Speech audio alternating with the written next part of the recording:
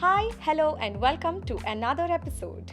This podcast is sponsored by Aster Hospitals. This episode is all about brain health. How to take care of your brain, how to know if your brain is stressed, and some facts about brain tumors. The topic may sound serious, but we are keeping it light, simple, and easy to understand. We speak to Dr. Ravi Gopal Varma, Director, Global Center of Excellence in Neurosciences and Lead Consultant Neurosurgeon at Aster Hospitals, Bangalore. So, Doctor, this episode is going to be a very common man episode since you have so much experience in neurosurgery. And please don't mind me asking very, very simple and you might find it silly. I hope you wouldn't mind me asking those questions. Absolutely not, because there's no question that is silly. So, what's tumor and how different is brain tumor? So, it's a very nice question. A tumor is basically cells growing out of proportion to an environment which has normal cells. So, there are cells that grow together, and there's few group of cells that grow faster, which has no control. So it grows faster than usual. So when that happens, it outgrows its area because this particular area is growing faster. So that's a tumor. On an analogy, there's something that relates to a tumor but is a very happy thing to have. You know what is the happiest tumor that you can have? Happiest tumor? Okay. A baby growing in the womb. Is that a tumor? Yeah, because it's a single cell. It multiplies and multiplies and multiplies and becomes a baby. Oh, okay. But the difference is, in a baby, it's a constructed, beautifully organized multiplication of cells. Whereas in a tumor, it's a bad, disorganized multiplication of cells. These cells are abnormal cells, whereas a baby is a normal cell. But the corollary is because both of them grow. Tumors grow, babies grow. So not all tumors are dangerous? So, there are few types of tumors which are dangerous. All tumors are dangerous. Okay. But we have solution for certain group of tumors where once the tumor is removed, can be absolutely normal for the rest of the life. Okay. There are also tumors like any other cancer, which once we remove, we are not able to remove the whole tumor because it spreads into areas which are normal. So we can't take those normal areas in the brain out. For example, if there's a kidney tumor, you can remove the kidney. Nothing is going to happen. One kidney will manage. But if you have a brain tumor, you can't just take the brain out. Of course. Because the brain cannot manage. So you'll have to take out the really bad part, which does not have any function, the tumorous part. And some amount of tumor goes into normal areas, which we have to deal with other modalities of treatment. That is where radiation comes in, chemotherapy. These are words you must have heard. Sure. So there is abnormal cells within normal areas, we don't go there because those normal areas can have function. So you try to remove that, your speech might go, your hand area, your leg area might go. So we don't want all that to happen because we as a philosophy believe as neurosurgeons that if we operate somebody, he should be better than what he came with. Oh, right. That's very important. So true. And if he has nothing, he should remain without the tumor and have nothing. Okay. So we do what's called functional surgery. We need the patient to be functional at the end of removal of tumor. Are all tumors cancerous? No, it's a very big myth because there are tumors, a good majority of tumors which are benign, number one. Okay. Number two, they don't even arise from the brain, but they arise from the coverings of the brain and compress the brain. So when these tumors are removed, the patient is going to be absolutely fine. And we remove the tumor in total, so it doesn't even come back. So there's a good group of tumors which fall in that category. But there are certain tumors which are malignant. Like in every disease, there's cancerous and benign. In every tumor, anywhere in the body, let alone brain, it is there. So as you correctly said, all tumors are not cancer.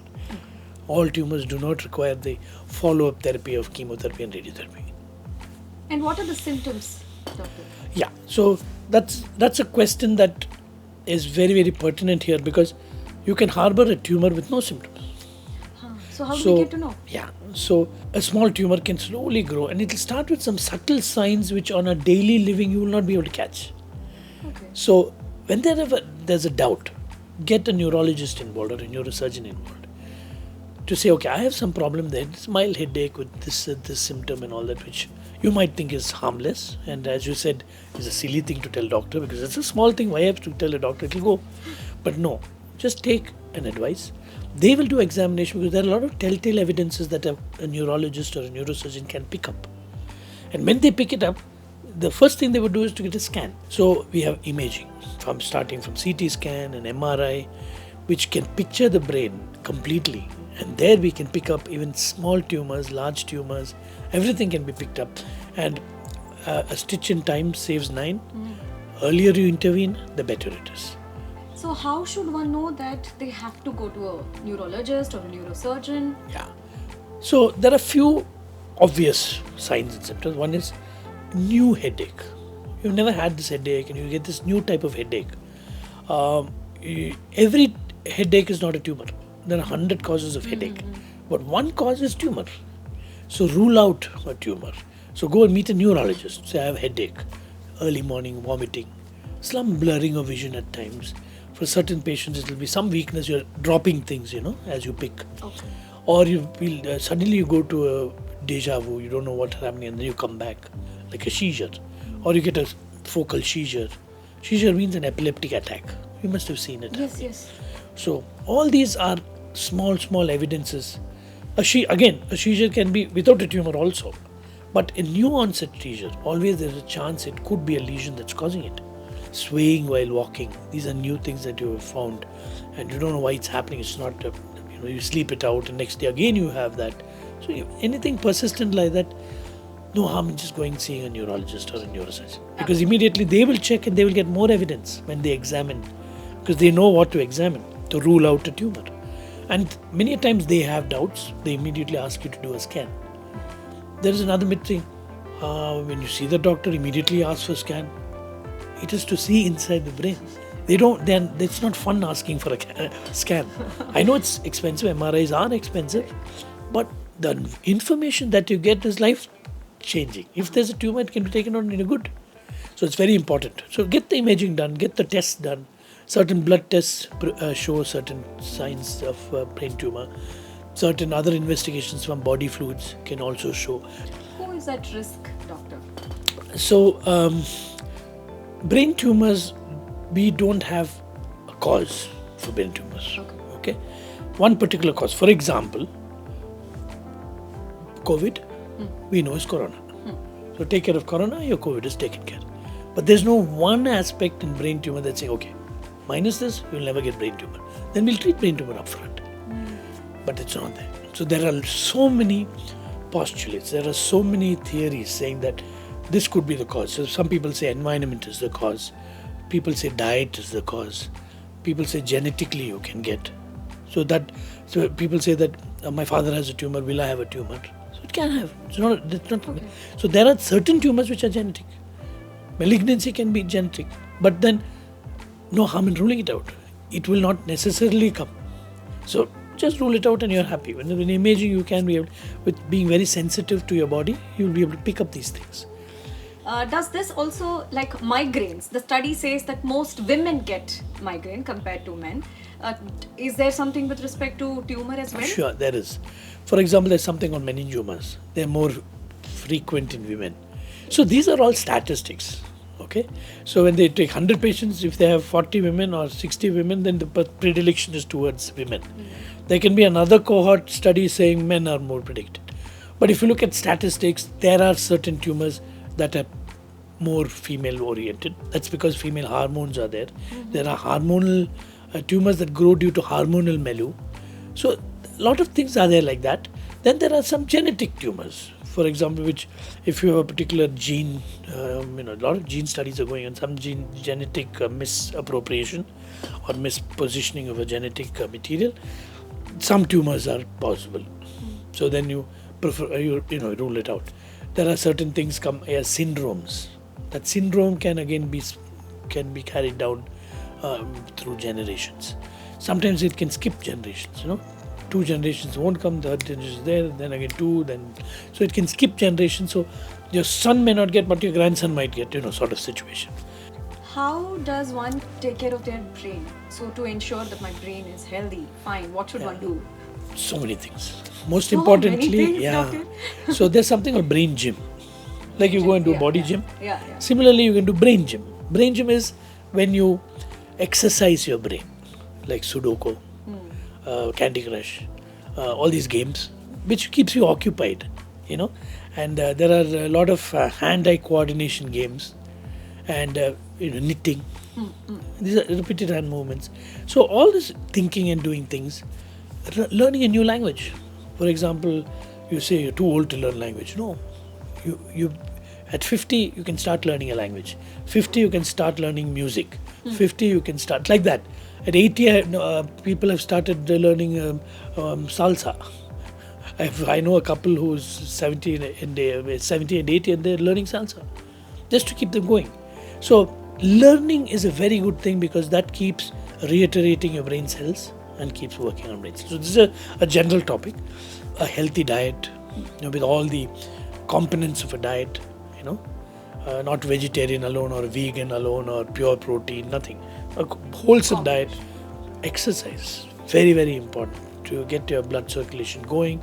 45-minute walk in the morning, brisk walk, it makes a lot of difference in these things. Brain is always the master. It's also the slave. It's a master because it controls your whole body. But it's a slave because if your kidney packs up, your brain will get affected. If your liver packs up, your brain will get affected.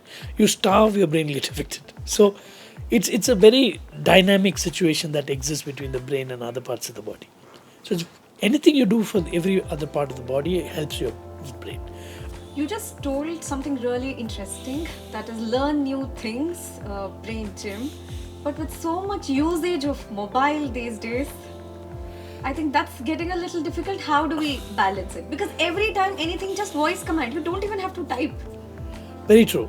So less and less brain we're using in that line. True. But when you just talk and then the mobile will or the computer will spit out so many things, how will you decide which it is? Your brain has to work.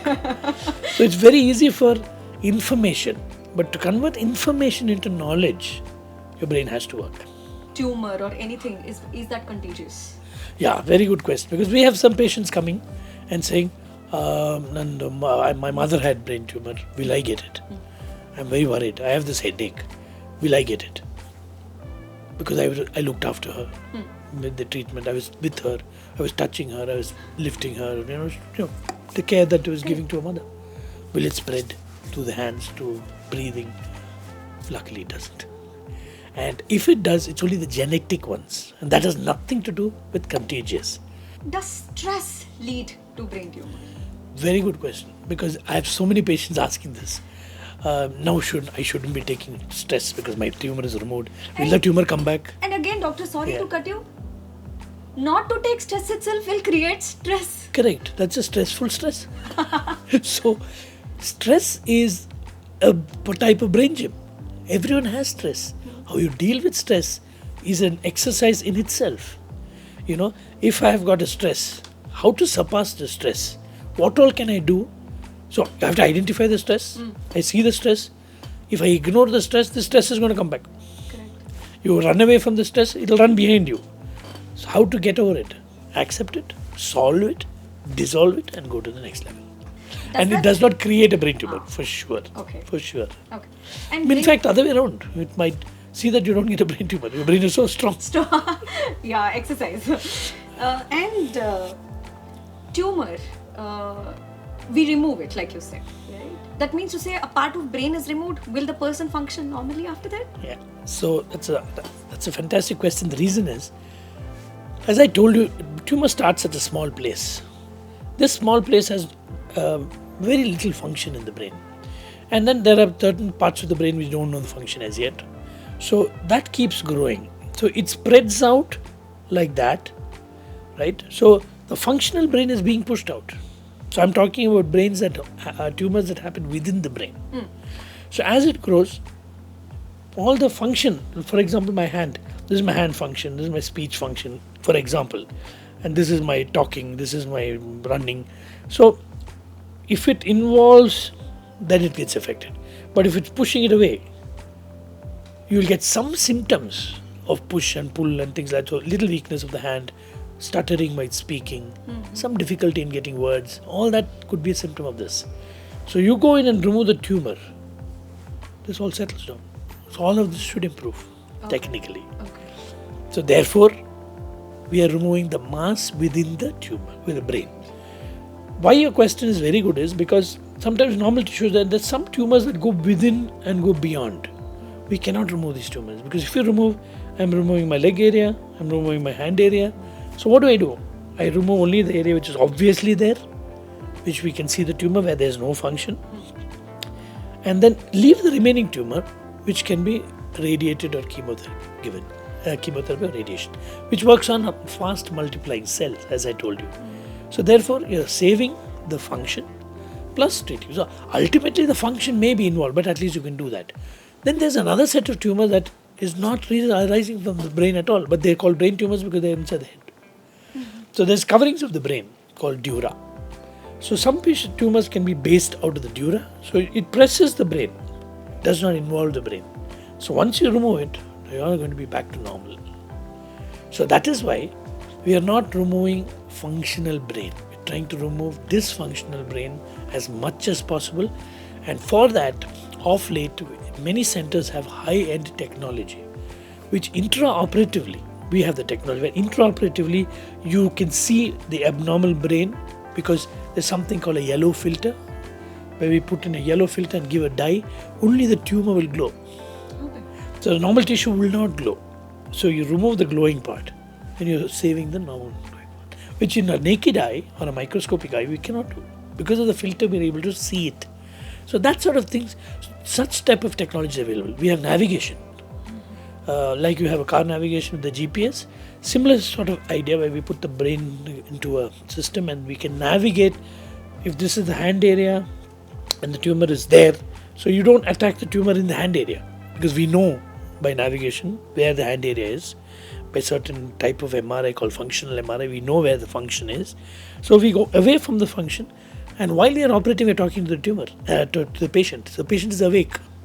So if we are using navigation, we use awake surgery. So as we are operating, if the hand movement comes down, we know near the hand area. So we don't go further there. So we can tailor our tumor removal with keeping the functionality in mind. And that is what neurosurgery and brain tumor surgery is all about these days. Using a lot of mobile phone, does it cause any tumor? Second, a lot of them also think that their houses are near or their workplaces are near big towers, either mobile towers or electricity board where there is a lot of radiations. Does that cause any? So it's a very tough question to answer. If you look at it very logically, a lot of us use mobile and everyone doesn't have brain tumor. So there's no direct correlation. But yeah, some people who have also used mobile. So whether it's incidental or it's a cause. So whether it's a cause or an incident, we don't know. Definitely, there is no confirmatory or studies that surely say yes, this is equal to this. 1 is equal to 1 plus 1 is equal to 2. We don't have such studies done, including the high-powered.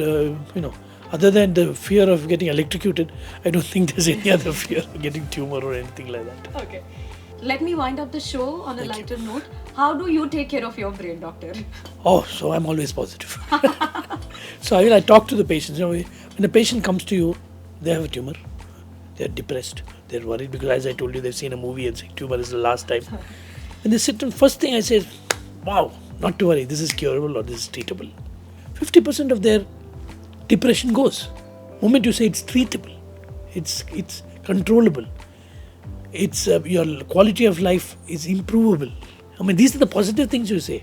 So I think that is what keeps me going in every point.